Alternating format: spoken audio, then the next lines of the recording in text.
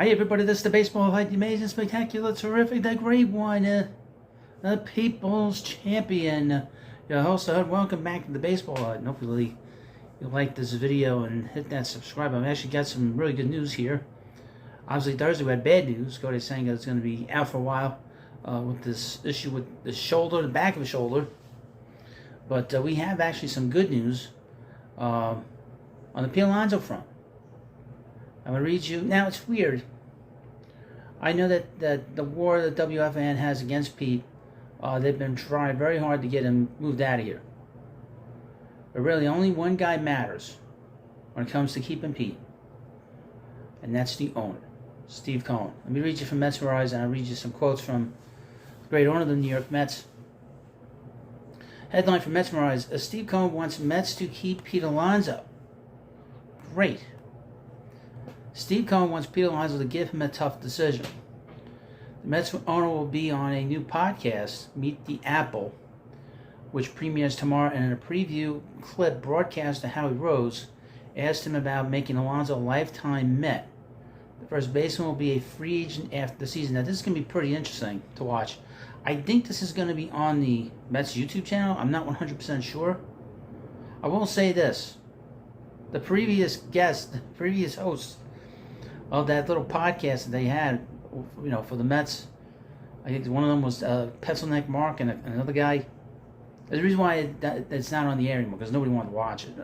Put that aside. If you're a fan of Pencil Neck Mark, I'm sorry. If you watched it, you know what I'm talking about. Quote. Let me get it. The Mets' first baseman will be a free agent after this season.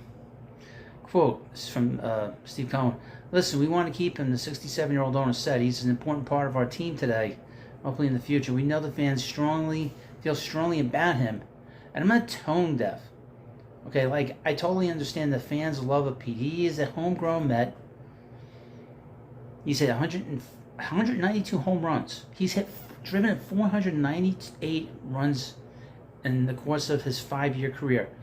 And he's missed 100 games, obviously, because of the pandemic year, because they locked down the season.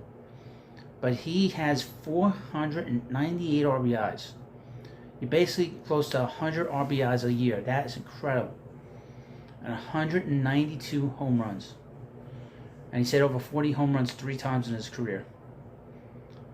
I mean, he's just an amazing power hitter. Steve said this: I hope he hits 55 home runs and makes it so difficult on me, in free agency. So I would call that a great outcome. No, absolutely. And I think Pete's going to have a huge year. A huge year. Don't believe any of the nonsense that you hear from WFAN that he wants to be with the Phillies, he wants to be with the Yankees. No. We've heard nothing but all the good things from Pete. Pete says he wants to be here. I would mention, this is what I heard about the Mets possibly extending Francisco Alvarez, because of this weird thing with this Cohen tax, this 110% luxury tax. The Mets cannot sign a player this year without it hitting them in the luxury tax this year and in the future. So that's why the Mets have not signed him yet. But that's what I've heard. I don't have all the details on that. I probably should have that for you. But that was the one thing I heard about Alvarez. If that's the case with Alvarez, you would think that would have something to do, of course, with Pete. We know that they don't want to sign any big contracts because of this 110% luxury tax that's been imposed by Major League Baseball because of Steve Cohen being the owner of the Mets. They don't want him outspending everybody by an enormous amount. But this is good news. This is great news. I expect Pete to be here, and I've been saying that for a long time now. I don't see otherwise. You cannot. He only has value with the Mets. The most value he'll ever have with any team is with the Mets. If you want to go back in time to Darryl Strawberry, Darryl had the most value with the Mets. The Mets never should have let him walk. He never should have left himself. And really, Pete and Darryl are very much intertwined and very much, I wouldn't mention that, I think about it. In 1989, Darryl had a terrible year. It was the year before he left. In 1989, he had a terrible year, very similar to Pete in terms of his batting average. And in the following year, he had a big year. I think he was top 5 in MVP voting. This is Darryl Strawberry.